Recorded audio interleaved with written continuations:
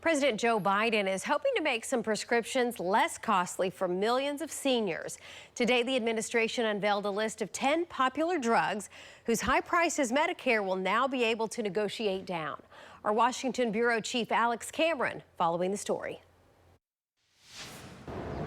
Well, these negotiations directly between Medicare and the various pharmaceutical companies were authorized in the administration's signature Inflation Reduction Act.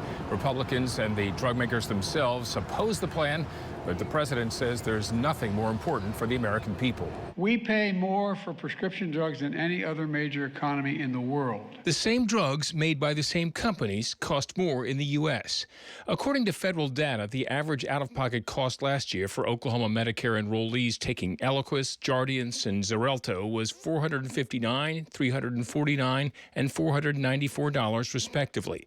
President Biden says the VA is allowed to negotiate lower prices for veterans. It's only fair that Medicare be able to do the same for seniors. This is a long time in coming. In this initial round, 10 popular drugs that have no generic or similar alternatives, Eliquis, Jardiance, and Xarelto among them, were selected for price negotiation, with the new prices to take effect in 2026.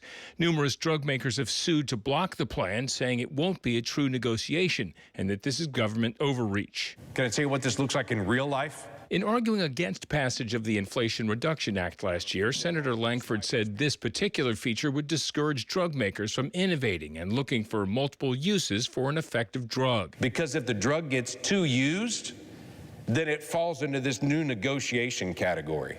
Now, if the courts don't block this, the next step is for the drug makers to sign agreements to join the negotiations by October 1st, and then Medicare officials would make an initial price offer for the 10 different drugs in February.